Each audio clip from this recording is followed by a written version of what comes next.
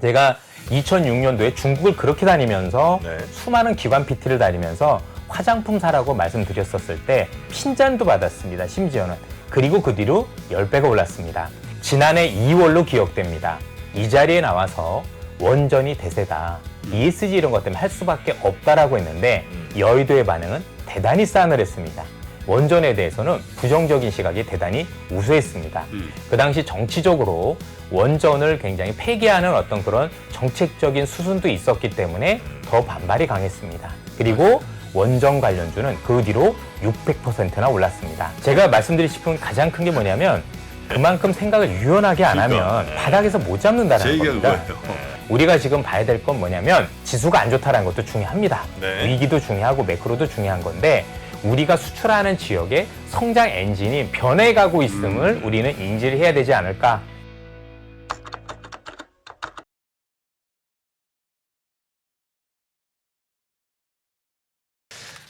여의도 야전사령관 이선엽 부장님 어서 오십시오. 어서 오세요. 네. 안녕하십니까. 네. 신한금융투자 이선엽 부장님 상승 쪽 그 자리에 앉으셔야 되겠죠 아무래도. 무슨 뭐가 있나요? 저희가 지금 토론 하나를 기획하고 있습니다. 그래서 시장을 좀 어둡게 혹은 뭐 부정적으로 보시는 분들 떨어진다. 기술적인 반등이고 내년에 큰일 난다. 큰일 난다. 이제 이런 분이 이런 있고. 분들도 있고. 아니야. 소리야. 가야지. 뭐 이런 분들도 계시고 간다는 분들도 계시고. 사실 그런 논란은 우리나라만 있는 것 같지는 않습니다. 그렇겠죠. 글로벌적으로 뭐 지금 경기 침체도 침체냐 아니냐를 놓고 뭐 경제학자들 간에서도 의견이 굉장히 분분한 상황이고 네. 시장 전망과 관련해서도 근데 나뉘는 게 이전과는 다르게 양극단이 너무 그 격차가 큰 것 같아요. 극단적이죠. 네, 극단적으로. 그러니까 여기서 조금 더 밀릴 수 있다, 아니면 이 정도 밀릴 거다가 아니라 시장이 어렵다라는 쪽은 아예 뭐 시장이 위기까지 갈 거다라는 분들이 많은 것 같고, 그리고 뭐 좋게 보는 분들은 뭐 이전에 우리가 알고는 평균 수준이라고 보여지는데 과연 뭐 그게 위기까지 갈 거냐 안 갈 거냐 뭐 물론 나중에 뭐 결과라는 건 뒤에 가요 봐서 알겠지만 그 각자의 논리들이 워낙 팽팽하다 보니까 그런 논리들을 우리 투자자분들이 이제 많이 보시고 나서 네. 좀 객관적으로 좀 판단할 필요가 있겠죠. 어느 한쪽으로 쏠릴 필요는 없지 않느냐 이런 생각이 좀 많이 들더라고요. 최근에도 보면 네. 이번에도 여러분들 뭐 반등이 이렇게 나왔지만 뭐 기술적 반등이든 이게 베어마켓 랠리든 그걸 떠나서 어쨌든 이 장에서 뭔가 기회를 엿보신 분도 있을 거고 네. 또 손실을 줄이신 분도 있을 거고 많이 그렇지만 한 가지 분명한 건 시장을 너무 한쪽으로 쏠려서 보게 되면 네. 유연한 대응은 안 되더라라는 건 분명해 보이는 거죠. 그래서 이런 어떤 말씀을 좀 드려야 되지 않을까라는 네. 생각이 들고요. 한 가지 조금 많이 아쉬운 거는 제가 여러 차례 나와서 얘기하는 게 뭐냐면 너무 시장을 매크로 중심으로 많이 보고 계신 게 아닌가라는 생각이 좀 많이 듭니다. 네. 시장에서 매크로는 굉장히 중요한 환경인 건 맞고 그 어느 때보다도 인플레이션 또 연준의 역할이 있기 때문에 사실 간과할 수는 없다라고 보여지는데 그렇죠. 주식을 하는 분들은 물론 이제 지수를 투자를 하면 그게 네. 일정 수준 생각이 괜찮지만 그래도 기업을 찾고 앞으로 올라갈 기업을 찾고 이런 과정이라면 사실 그 매크로만 가지고는 안 되겠죠. 그 안에 들어있는 세세한 내용들까지 보셔야 될 거라고 생각을 하고 오늘은 본격적으로 시작하신 겁니까 지금? 예. 본격적으로 벌써 이제 시작하신 거예요? 그렇죠. 그래서 저는 이제 그렇구나. 뭐 네. 그런 부분들에 대해서 이제 네, 고민을 네, 좀 네. 많이 해야 될 거라고 생각을 오늘 하고 그런 얘기를 있고. 좀 해주실 예정이고. 네, 그렇습니다. 네. 그래서 매크로는 중요합니다. 저도 네. 모 대학교 이제 경제학과를 졸업을 했지만 뭐 경제학이 다는 아니다라고 생각을 하고 있고 네네네. 또 재밌게도 경제학의 굴레를 벗어나기 시작하면서 수익이 나기 시작했다라는 재밌는 결과들이 있었습니다. 그리고 우리 여러분들도 나중에 경험해 보시면 알겠지만 매크로를 주로 중심으로 하신 분들이 돈 번 역사는 별로 없습니다.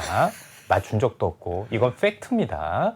그래서 부정하자는 얘기가 아닙니다. 를 때리시는데 오늘. 실제로 그래요. 준비하시는 거죠 예, 이제. 몸 그럼 푸는 여러분들 거예요? 예. 그 한번 얘기를 한번 드려보도록 할게요. 근데 그날 저 토론 날은 반드시 지켜주셔야 될 게 예, 그 의상은 언더아머로 통일입니다. 언더아머에 예, 그래서 운동복으로 통일이고요. 오늘 새 양복 입고 왔는데 안 되나 보죠? 그거- 드디어 하나 맞췄는데. 어쩐지 딱 떨어지더라고요. 네, 네, 네. 토론하는 날은 그 가죽 장갑에 징 박아 오셔야 되고요. 네, 그렇게 저희는 가겠습니다. 한번 첫 번째 페이지 한번 보시겠습니까? 네, 자, 이게 나중에 여러분들 투자 판단할 때 되게 도움이 되실 수 있는데요. 글로벌 시장에서 제일 우수한 경제를 하는 집단이 모여있는 집단은 두 집단이 있습니다. 하나는 여러분도 잘 아시는 연준일 거고 네. 또 하나는 IMF라는 기구가 될 겁니다. 네.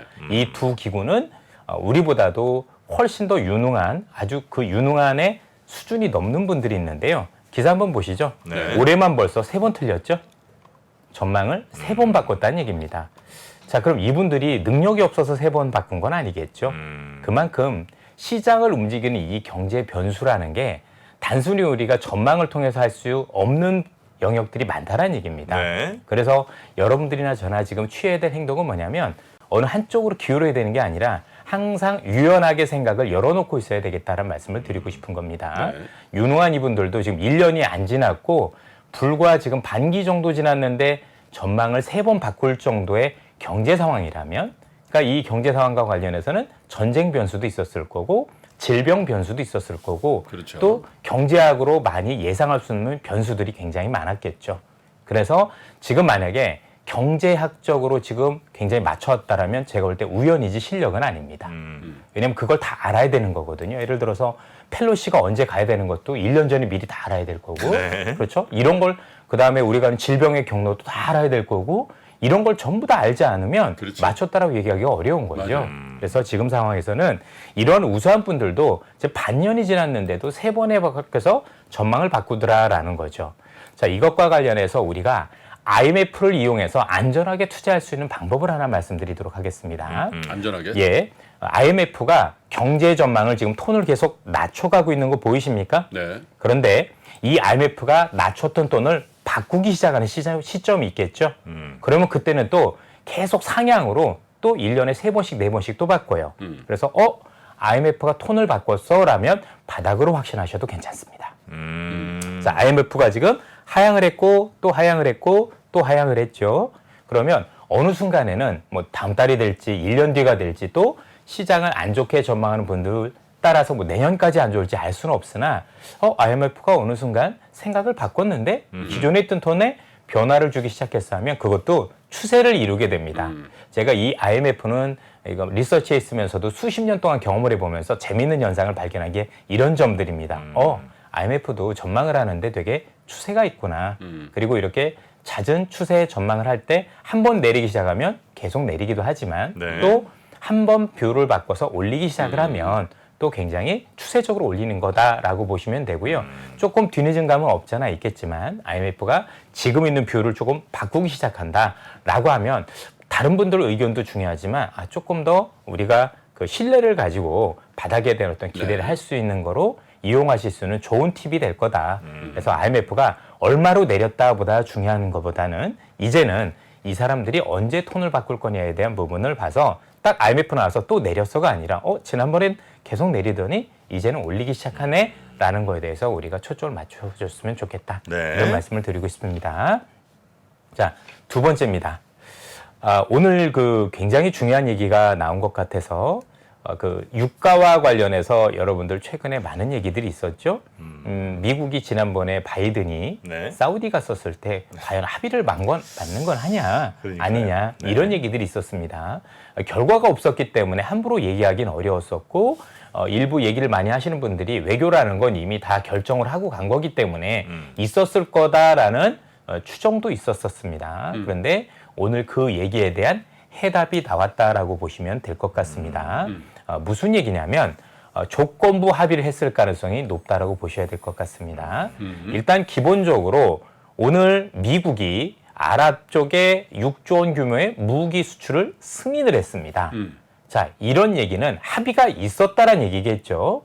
가장 중요한 합의가 이 합의입니다. 미국이 줄 수 있는 가장 큰 게 이란의 핵 위험으로부터 후티 반군이라든가 예멘의 공격으로부터 막을 수 있는 어떤 그 무기 체계 이런 것들에 대한 공급을 많이 원했었다라고 보여지는데 네. 오늘 미국이 이거에 대한 수출을 승인했습니다.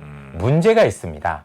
옆에 밑줄 친 걸 보시면 현재 미국 국무부가 승인을 했지만 이게 의회 승인을 거쳐야 됩니다. 쉽게 얘기해서 지금 바이든 대통령이 허락했다라고 해서 계약이 되는 게 아니고 의회의 승인을 거쳐야 됩니다. 이 얘기가 뭐냐면 결국 의회의 승인이 떨어지고 나서 사우디가 움직일 가능성이 높다. 그래서 오늘 아침에 나온 오펙 회의에서 증산의 규모가 크지 않아서 별거 없었네, 아무것도 없었네라고 보시지 말란 얘기입니다.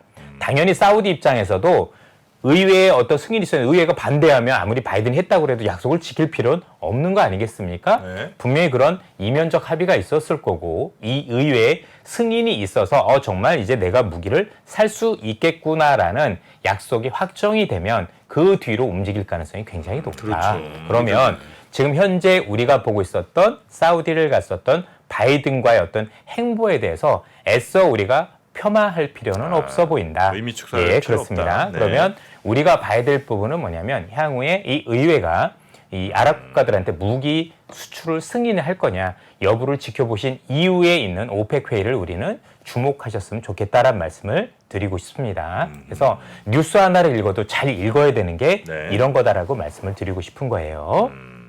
자, 그 다음입니다.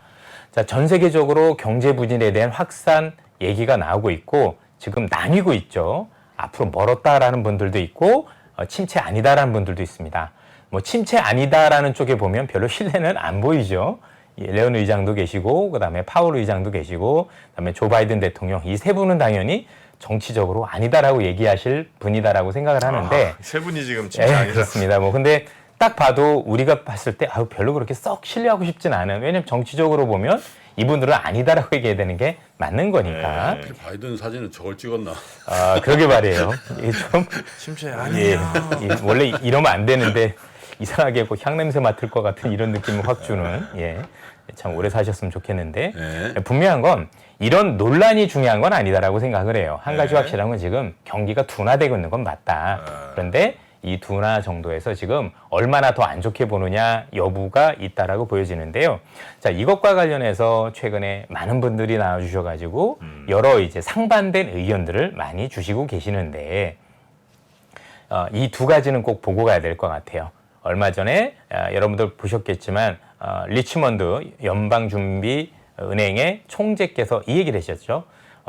우리가 앞으로 이 통화정책을 폄에 있어서 스톱앤고 정책은 피해야 될 것 같다. 즉 경제가 나쁜 것 같아서 일시적으로 금리 인상을 중단한다거나 내리는 건 안 할 거다라고 말씀을 해주셨는데요. 이게 중요한 게 혹시 앞으로 시장에 조정의 빌미가 되면 이게 아닐까 싶어요. 우리는 이제 조금 뭔가 연준이 완화적으로 가지 않을까 이런 얘기를 하는데 오늘 아침에 제임스 블러드 총재도 여기에 일단 일침을 가했죠. 무슨 소리야? 올해 연말에 4%까지 움직일 수도 있어. 그럼 지금 우리가 생각했던 경로보다도 더 매파적으로 가는 거거든요. 그래서 일정 수준 주가가 반등하고 나면 다시 연준이 우리가 생각했던 것보다 그렇게 꼭 완화적이지 않을 거라야 어떤 우려가 있으면서 조정의 빌미가 될 수도 있겠다라는 점에서 또 이런 얘기를 미리 연준이 했기 때문에 또 이전의 실수를 반복하지 않으려는 노력들이 있기 때문에 여기에 대한 대비는 첫 번째는 필요하다라고 말씀을 네. 드리고 싶고요. 두 번째는 이겁니다. 이게 굉장히 중요한 게 분명히 현재 있는 인플레이션과 관련해서 우리가 알고 있는 우크라이나 전쟁이 만약에 빨리 끝난다면 물론 이제 기대입니다. 이건 희망사항이니까 네. 언제 될수는 알 수 없지만 게임 체인저가 될 수 있다. 이거 제가 몇 번 차례 보여드린 거예요. 그러면 만약에 우크라이나 전쟁이 생각보다 우리가 생각했던 것보다 생각보다 빨리 끝난다는 게 이제 올해 안에를 말씀을 드리는 건데 그랬다라면 기존에 있던 부정적인 전망은 다 바꿔야 된다라는 겁니다. 이걸 제가 얘기한 게 아니라 로렌스 서머스라는 분이 얘기를 하신 겁니다. 이분조차도 이대로 가면 어렵지만 만약에 전쟁과 관련된 이슈가 일정 부분 완화가 될 수 있다라면 네. 기존에 있던 전망을 바꿀 수도 있다라는 얘기를 한 거니까 지금 뭐 시장을 안 좋게 보는 얘기를 존중은 하되 이렇게 됐을 경우 바꿔질 수도 있다라는 유연한 사고를 가져주셨으면 하는 바람이 있는 겁니다. 네. 그러니까 경제에 대해서 정답이 있다라는 게 아니라 우리는 여러 경로를 염두에 두고 시장을 바라봐야 되지 않을까라는 말씀을 드리고 싶어요. 자, 그러면 앞서도 말씀드렸지만 매크로만 전망했던 분들이 과연 돈을 번 적이 없는 이유는 무엇일까에 대한 고민이 필요해 보이는 이유인데 궁극적으로는 주식은 돈을 버는 게 굉장히 중요한 거고 돈 벌려고 하는 거죠. 그럼요. 결국은 어떤 기업을 선택하느냐가 더 핵심적인 내용이 된다라는 거죠. 네. 자, 우리가 주식시장에 있다 보면 얼마나 인식의 전환이 느린지 또 이런 대해서 조금 살펴보실 필요가 있다고 보여지는데 첫 번째 사례 한번 들어드리도록 하겠습니다. 앞으로 경제 전망에 대해서 시장에서는 이렇게 얘기합니다. 많이 빠지고 나서 L자양으로 갈 거야. 아니면 뭐 나이키형이 될 수도 있고 뭐 바나나형이 된다. 뭐 이런 얘기들 많이 나오죠. 박스권으로 갈 거야. 네. 그래서 여러분들 이전에 우리 99년 이후에 닷컴 버블 이후에 지수가 폭락하고 나서 생각보다 박스권들이 길게 갔었고요. 또 이거 보시는 것처럼 2008년 금융위기 이후에 지수가 박스권으로 갔던 사례가 있습니다. 만약에 여기에서 지수에 투자했다라면 별 볼 일이 없었겠죠. 또 이때 2009년도 이후에 이때도 보면 지수에 투자했다라면 사실 재미가 없지 않았겠습니까? 네. 자, 그런데 중요한 건 뭐냐면 항상 이렇게 큰 위기가 오면 그 뒤에는 성장 동력이 바뀝니다. 기존에 있던 성장 공식이 무너졌기 때문에 새로운 성장 공식을 대입하는 과정에서 나타나는 게 박스권의 비밀이 되겠습니다. 네. 자, 그럼 어떠한 일이 일어났는지 구체적으로 살펴보도록 하겠습니다. 2007년 이후에 앞서 말씀드렸던 정확히는 이제 2008년부터 보시면 더 좋을 거라고 생각하는데 이때가 우리가 이건 서브프라임 위기 아니겠습니까? 네. 이 서브프라임 위기 때 이후에 여러분들 보시면 우리나라 성장률이 높지 않죠. 1%대 낮은 성장률을 기록을 합니다.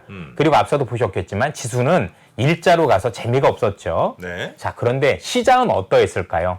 자, 요거를 보시면 이게 여러분들 회색선으로 이게 잘 안 보이실 수도 좀 있는데 희미하긴 합니다. 예, 네. 회색선이 호텔신라입니다. 그 다음에 요 녹색선이 뭐냐면 LG생활건강입니다.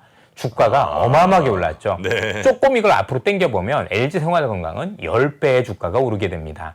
반면 여러분들 그 앞전에 2006, 7년도까지 시장의 중심이었던 이 조선주라든가 네. 아니면 철강주 같은 여러분들 여기 20이라고 되는 거 보이시나요?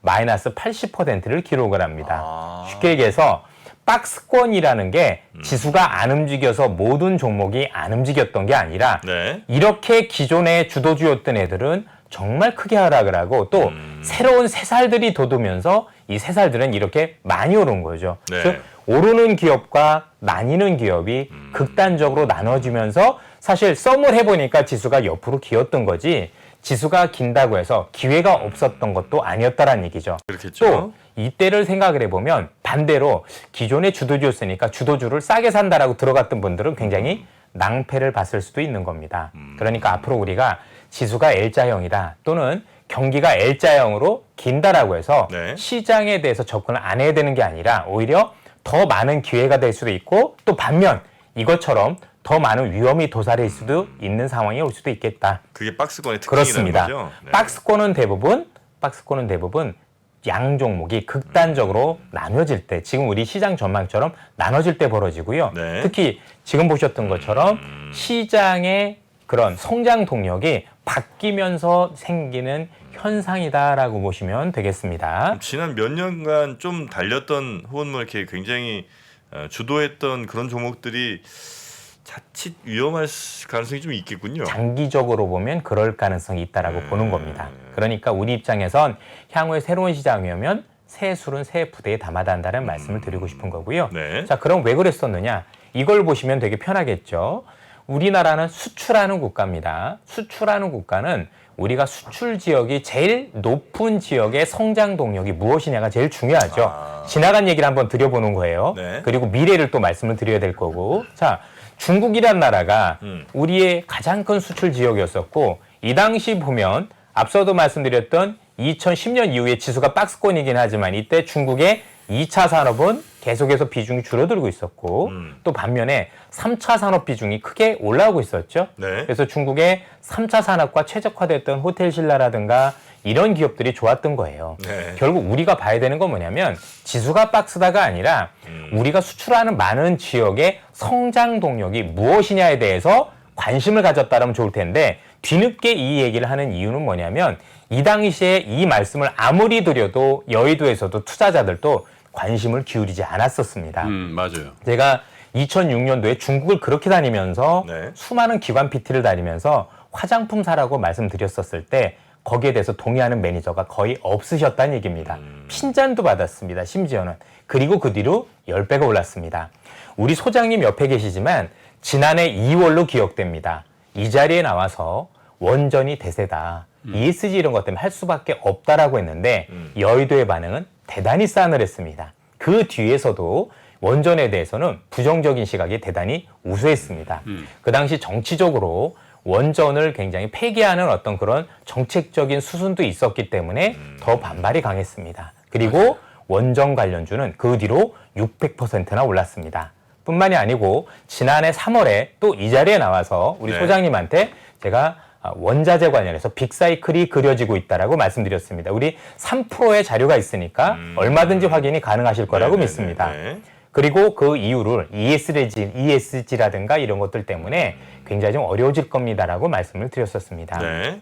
그런데 역시 반론밖에 없었었고 또 그 뒤에 여러 애널리스트 분들께서 나와서 말도 안 된다는 얘기를 했는데 지금까지도 원자재는 빅사이클을 그렸었던 경험들이 있습니다. 그만큼 느립니다. 또 가까운 얘기를 좀 드리면 올해 내내 제가 한 이 3월 달 이후부터 업계 최초로 또 말씀드렸던 게 뭐냐면 로봇과 관련해서 우리 이제 정프로님 계시지만 네네네네네. 최초로 맞습니다. 로봇이 대세가 될 수밖에 없다라고 말씀드렸었고 네, 맞아요. 역시 여의도의 반응은 싸늘했습니다. 우리나라는 로봇 관련주가 없다라는 얘기부터 시작을 해서 청소기밖에 안 한다는 반응이었는데 이젠 보고서 나오기 시작했죠.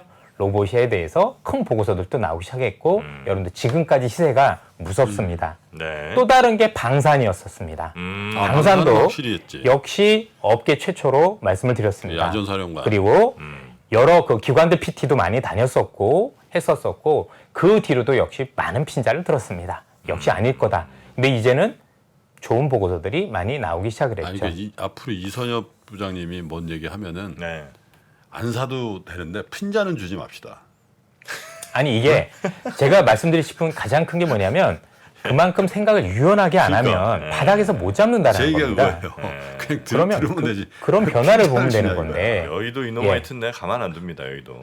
자, 이게 그래서 참 많이 아쉬웠어요. 그러면 지금 우리가 지나간 얘기를 했으니까 앞으로 이제 미래를 봐야 될 텐데요. 네. 한번 보시죠, 여러분들. 네. 성장 엔진의 변화라고 하는 건데 여러분들 99년에도 그런 일이 있었어요. 닷컴버블 이후에 그때 지수가 많이 빠졌을 때 사람들이 산 건 하이닉스 아니면 삼성전자 뭐 이런 거였었겠죠. 근데 주가가 안 좋았어요, 생각보다. 근데 오히려 여러분들 삼성 엔지니어링이라든가 아니면 한국조선 같은 조선주들 많이 올랐다는 얘기죠. 이 당시에도 제가 근무할 때 많은 선배님들한테 이 주식도 오를 때 왜 올라요 했었을 때 이유를 몰라요. 중국의 산업이 변하고 있다는 얘기를 들어본 적도 없고 그런 얘기를 해주셨던 분들이 없었던 것 같아요. 자, 그러면 이제는 우리가 놓치면 안 된다는 얘기죠. 이미 미국은 뭐라고 얘기했느냐. 지난번에 한번 보여드렸던 자료들 여러분들. 미국은 이제 앞으로 새로운 산업 전략을 수립하겠다라고 얘기를 하고 그게 제조업이다라고 우리한테 이미 얘기를 해줬어요. 자, 미중 간의 갈등이 커지고 있는 상황에서 앞으로 우리의 수출 지역은 중국도 중요하지만 네. 미국의 비중이 커질 수밖에 없는 상황이라는 걸 우리는 직시하고 있는데 이 미국은 분명히 우리한테 얘기를 했습니다. 앞으로 우리의 성장 동력은 제조업으로 갈 겁니다. 라고 얘기를 했고 이게 그 얘기입니다. 백악관에서 공식적으로 얘기를 한 거죠. 자, 그러면 지난번에 보였던 차트 한번 다시 중국 한번 빗대서 보세요.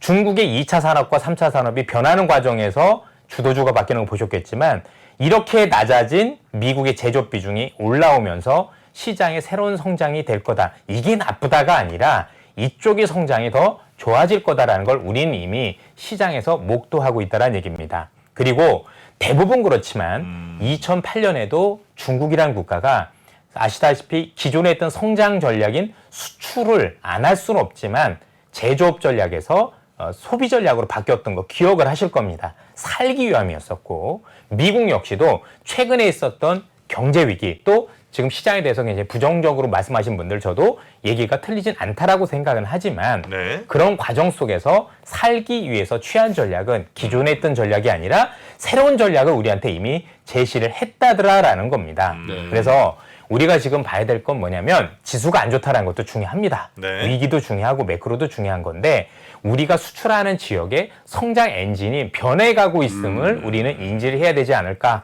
그리고 그런 관련 기업들이 네. 어디서 어떻게 나올까 또 어떤 기업들이 거기에 최적화될 거에 대한 고민을 지금부터 하지 않으면 안 됩니다. 많은 분들이 나오셔서 지수 바닥 확인되고 사라 늦게 사도 늦지 않다. 지수는 맞습니다. 그런데 한 가지 말씀드리고 싶은 요지는 만약에 거기에 주도주가 있겠죠. 분명히 싸게 사실 수 없습니다.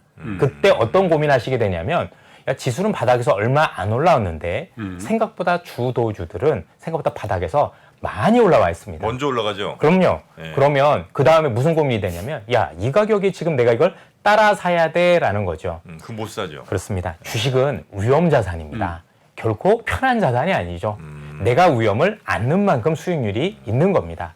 이 위험을 안을 것인지 않을 것인지는 각자의 선택입니다.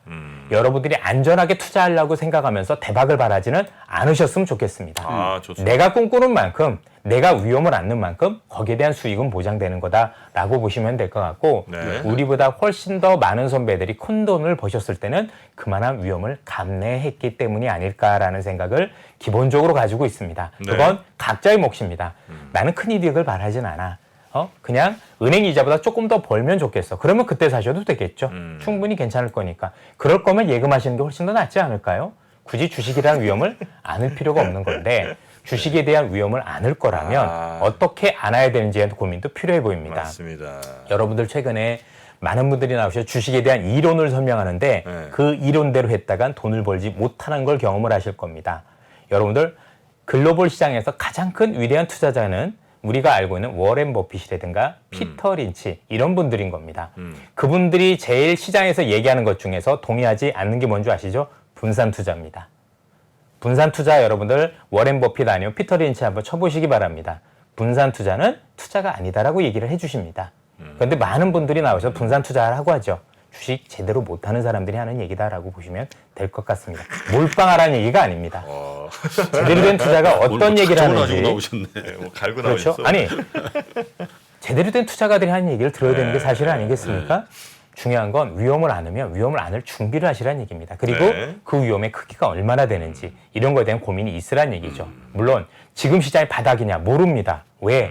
사실 우크라이나 전쟁이 올해 연말을 넘어서면 사실 그분들이 얘기했던 것보다 더 큰 위기가 올 수도 있는 거니까 네네. 보다 유연하게 보셨으면 좋겠다는 말씀 네. 드립니다. 그러면 지금 시장에서 여러분들 보셔서 아시겠지만 이 전쟁이 바뀐 산업의 지원 구도라 변화라는 게 있습니다. 매크로도 중요하지만 이것 때문에 지금 얼마나 많은 산업들의 지원 구도가 변하고 있고 우리한테 기회를 주고 있는지 보셔야 되지 않을까라는 말씀을 드리고 싶고요. 얘기가 나오죠. 그래서 뭐 독일 뜨거운 물 금지 뭐 이런저런 얘기들 나오지만 결국 에너지 시장에 큰 변화가 있다라는 걸 말씀드리고 싶고 네. 아마 이틀 전이었던가 밤에 나오셨었는데 그 스탠퍼드 박사 하셨던 그분 나오신 적이 있었던 거라고 네, 보여지는데요. 박사. 예, 네. 그분도 한번 좀 보셨으면 좋겠고 어제 또 김한진 박사님께서 얘기하셨던 것도 전화 한번 다시 한번 좀 보셨으면 좋겠다는 말씀을 드리고 싶어요. 네. 그렇죠? 그리고 중국이 이 반도체에 대한 견제 수위 이런 것들이 커지고 있는데 자 이것과 관련해서 최근에 아주 시장을 부정적으로 봤던 분들이 한 말도 있어서 소개를 드리도록 하겠습니다.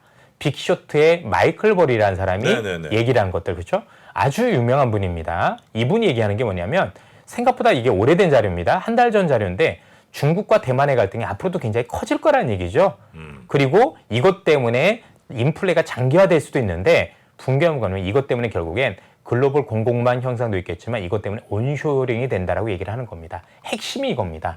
결국 이 갈등 때문에 벌어질 일은 뭐냐면 미국 안으로 수많은 공장들이 들어오면서 많은 투자가 벌어질 수 있는 기폭제가 중국과 대만의 갈등이라고 보는 겁니다. 그러면 투자자 입장으로서 취해야 될 행동은 뭐냐면 인플레이션이 높다도 중요하지만 이걸로 인해 벌어지는 온쇼링이라는 거에 대한 수혜가 뭘까에 대한 고민을 하는 게 제가 볼 땐 정상적인 투자자의 가장 큰 동목이라고 생각합니다. 미국 내 제조업 공장들이 그렇습니다. 뭐로 들어설 거냐. 그렇습니다. 네. 여러분들 최근에 우리나라에 한국투자공사라는 데가 있죠. KIC. 예. 여기서 최근에 듀라반트라는 기업에 투자한 걸 보셨나요? 5,700억 정도. 미국의 듀라반트라는 기업이 미국의 물류 자동화를 하는 굉장히 큰 기업입니다. 이미 국부 펀드를 비롯해서 수많은 펀드들이 결국 미국에서는 인건비 이런 거 관련해서는 자동화에 손을 댈 수밖에 없어라고 해서 그런 투자자들을 서두르기 시작했다는 얘기입니다. 발 빠른 사람들은 이미 시작을 하고 있다는 얘기죠. 그리고 여러분들께서도 로봇하면 아직도 비웃고 계실 겁니다. 되겠어? 그런 마인드를 가지고 주식하시려면 안 하시는 게 맞습니다. 제가 보기엔 로봇을 하라는 얘기가 아니고요. 네. 왜 그런 말씀을 드리냐면 우리가 얼마 전에 여러분들 그 일반 뭐 맥도날드나 이런 데가 보면 그 키오스크 있었을 네네네네. 때 되겠어 했는데 지금 없는 데가 없죠. 네. 나도 모르게 이미 생활화되고 있고 그러니까요. 로봇도 여러분들 야 별거 없는 줄 알았는데 벌써 옆에 돌아다니면 청소도 하고 있고 음식 나르고 있고 많은 얘기들 하지 않습니까? 네. 그게 내 눈에 보이고 여러분들이 야 정말 로봇이 다 됐을 때라고 생각할 때는 이미 그 주가는 여기에 있지 않습니다. 한국에 없으면 미국에서 찾으면 되고요. 미국에 없으면 일본에서 찾으면 되는 거죠. 그게 우리가 해외 투자하는 맛도 될 거고 네. 변화에 우리가 능동적으로 대처할 필요가 있다라고 생각하는 게 주식 투자라는 사람들의 기본적인 덕목이 아닐까라고 생각을 합니다. 그렇죠? 자, 이게 하이에나 같은 짓거리인데요. 보세요. 어제 같은 경우 펠로시가 대만에 가면서 중국 CATL에 공장 신설을 늦춘다고 하니까 어제 우리나라 2차 전지 관련주 오른 거 보셨습니까? 그러니까요. 이게 주식입니다. 남의 불행이 나의 행복이 되는 게 주식이 될 수 있다는 거죠. 굳이 시장이 좋으면 우리가 알고 있는 경제가 좋으면 투자해야 되는 것도 틀린 건 아닙니다만 우리 귀에 시장이 좋다는 얘기가 들리고 경제가 좋았을 때 들었으면 대부분 꼭지를 잡았던 경험을 우리는 알고 있습니다. 주식은 싸게 사서 비싸게 파는 겁니다. 여러분들이 싸게 사서 주식을 비싸게 파는 거죠. 그렇죠. 네. 싸게 사서 비싸게 파는 제일 좋은 방법은 경제가 안 좋을 때 사서 경제가 좋을 때 파는 게 제일 좋은 겁니다. 지금은 분명히 경제가 안 좋을 때죠. 한꺼번에 사는 게 위험할 수 있다라고 저도 생각을 합니다. 또 여기서 더 빠질 가능성도 충분히 있다라고 저도 판단을 합니다. 다만 일각에서 얘기하시는 정말 내년에 그런 정도 위기가 온다라면 지금이라도 떠나야 되는 게 맞겠죠. 그건 아무도 모르는 거니까. 네. 뭐 그렇게까지 너무 극단적으로 생각해야 될 거는 그때 가서 생각해도 현재는 늦지 않지 않을까라는 생각을 하고 있고요. 뭐 최근에 이제 인플레이션이 초장기화될 거다라고 생각을 하는데 네. 그 가능성이 매우 낮은 이유 하나만 말씀을 드리도록 하겠습니다. 만약에 여기서 내년까지도 이 정도 인플레이션 유지가 되면 당연히 연준은 금리를 더 올릴 수밖에 없겠죠. 그럼 여러분들이 지금 시장에서 많은 경고를 주셨던 자산 가격들이 많이 급락하지 않을까요? 네. 그러면 여러분들 제가 볼 땐 10년 내내 디플레가 오지 인플레가 오지 않습니다. 자, 주식을 안 해야 되는 건 맞는데 인플레 때문에 안 해야 되는 게 아니라 디플레 때문에 안 해야 되는 겁니다. 자, 대표적인 사례가 두 번 있었죠. 2008년 미국의 금융위기, 서브프라임 위기, 주택시장발 위기입니다. 그 이후로 미국 왜 10년간 돈을 찍었는지 아십니까? 디플레였기 때문입니다. 경제가 그만큼 안 좋았기 때문이죠. 일본이 자산시장이 급락하고 잃어버린 30년이 되고 있는 거 알고 계십니까? 이게 정확한 겁니다. 그런데 인플레이션이 10년 온다고요? 제가 볼 땐 말도 안 되는 소리라고 생각을 합니다. 이해가 되십니까? 자, 똑같이 안 좋은 건 맞는데 네. 반대라고요. 반대라고요. 만약에 그 안 좋은 상황이 온다면 안 좋은 상황이 올 수는 있는데 그럼요. 오는 게 올 수 있는 건 맞아요. 위기도 맞고 네. 그런데 그게 인플레이션이 아니라 디플레라는 얘기입니다. 그렇죠. 당연히 주택 가격이 빠질 거고 금융위기가 올 건데 네. 그러면 인플레이션이 아니라 디플레입니다. 그건. 그 뒤부터 금리도 마구 내려야 되고 그리고 그 주택시장발 위기는 금융위기일 거고 금융 시스템을 건드렸을 거니까 1, 2년 내로 회복이 안 되겠죠. 네. 몇 그러면 년간 물가 고공행진 이거는 불가능하다. 불가능한 얘기입니다. 가능성이 없는 얘기입니다. 만약에 물가가 어느 정도 수준에서 있다라면 그건 경제가 나쁘지 않은 겁니다.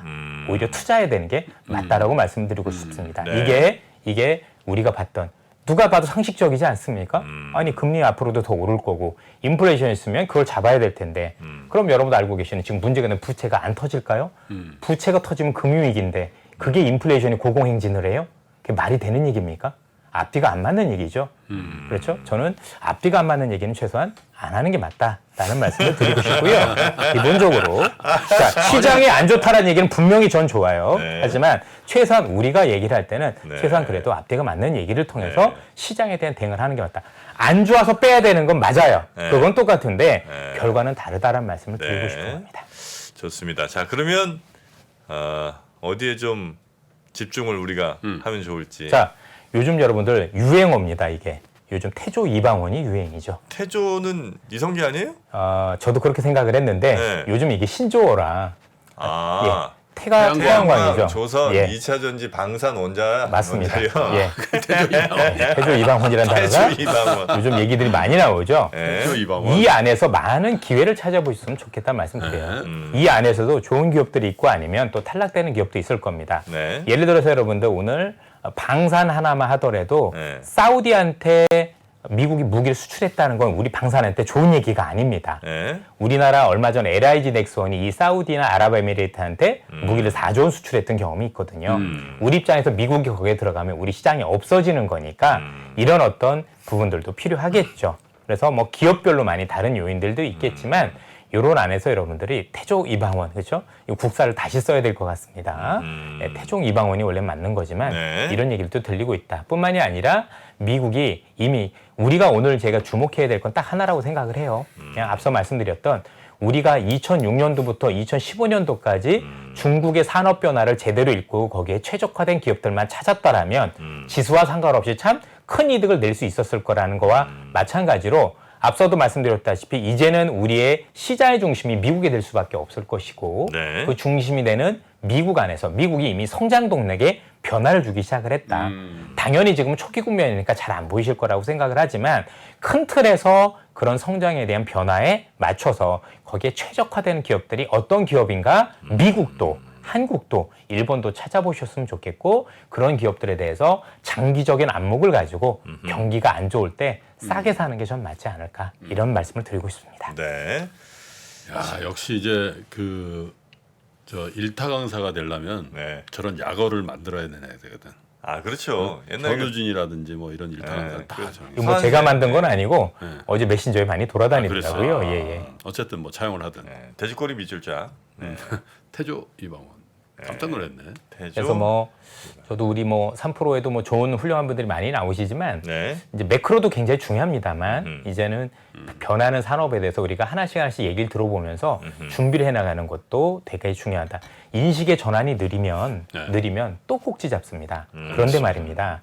이게 만약에 혹시 제 생각에 틀릴 수 있다고 하더라도 먼저 생각을 가지면 손실이 적습니다. 어차피 확률 게임인데 손실은 적게 가져가고 이득은 크게 가져갈 수 있는 확률이 높은 게임을 우리는 해야 되는 거잖아요. 어차피 생각을 빨리 했다면 그건 가격이 오르지 않았을 맞습니다. 테니까 마이너스 나도 혹시 크게- 잘못 생각했다고 하더라도 나왔었을 때 또는 피해는 생각보다 크지 않습니다. 그렇겠네요. 예. 대신 늦게 들어가면 잘못하면 크게 살 말아먹을 수 떨려서 있다는 못합니다. 거죠. 네. 그리고 대부분 투자자분들이 개인 투자분들이 제가 많은 경험을 했었지만 대부분 이게 새로운 주도주가 나왔었을 때 그때 이미 알 때는 늦거든요. 늦으면 어떻게 행동을 하냐면 시장은 좋으니까 네. 그걸 사는 게 아니라 그 안 오른 게 뭐지 그쪽으로 가세요. 그게 패망의 지름길입니다. 그런 투자를 하시면 안 되겠죠. 네. 일단 그 사령관님은 그 전투복 좀 가려놓으시고요. 알겠습니다. 네. 아, 이게- 재밌겠다. 이게 그러면. 완전 무장으로 네. 대기 좀 하세요. 각반 차시고. 각반 알아? 각반? 알죠. 각반 뭐야? 뭐 어디입니까? 종아리 앞쪽은 뭐야? 그래. 옛날에 교련복 입고 각반 요즘은 차야지. 없어졌죠. 각반이라는 게. 예. 고무링으로 대처가 됐죠. 아, 고무링. 예, 예. 우리 그날은 진짜 뭐 그 말씀도 맞는데 이런 거 못하게 하세요. 그런 거 없어. 예, 무조건. 예. 난 더그 파이팅. 그러면 이제 이걸 할까? 복면 쓰고 서로 아는 안면에 사령관 복면. 네. 또 뭐. 어쨌든 지금 뭐 그냥 한쪽으로 키우시면 안 되고 그냥 네. 봐야 되지 않을까 알겠습니다. 싶습니다. 자, 우리 이선엽 부장님은 조만간 사망유의. 빨리 좀 기획 좀 해주세요. 알겠습니다. 네. 아침 생방송을 해도 괜찮겠는데요? 자, 우리 이선엽 부장님 대단히 고맙습니다. 예, 네. 고맙습니다.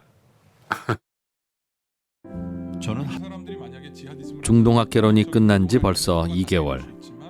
여전히 많은 분들이 꾸준히 시청하고 계신 것 같습니다. 중동학개론을 통해서 우리는 많은 지식을 얻기도 했지만 세상을 이해하는 폭을 더 넓힐 수 있었던 것도 같습니다. 위즈덤 칼리지에서 만나는 인남식 교수님의 특강은 사람에 대한 이해를 선사합니다. 앞으로 내가 어떻게 행동해야 될지를 알게 만드는, 그러니까 내다보고 내가 움직이게 만들 수 있는 게 지혜라고 한다면 저는 지혜의 절정이 결국 인간 이해로 수렴된다고 봐요. 사람들이 무슨 생각을 하고 어떻게 희로애락을 표현하고 무엇을 고민하고 그러면서 사람과 사람이 만들어내는 세상이 좀 사람과 세상에 대해서 함께 생각해보는 특별한 시간. 네이버와 인터파크에서 위즈덤 칼리지를 검색해보세요.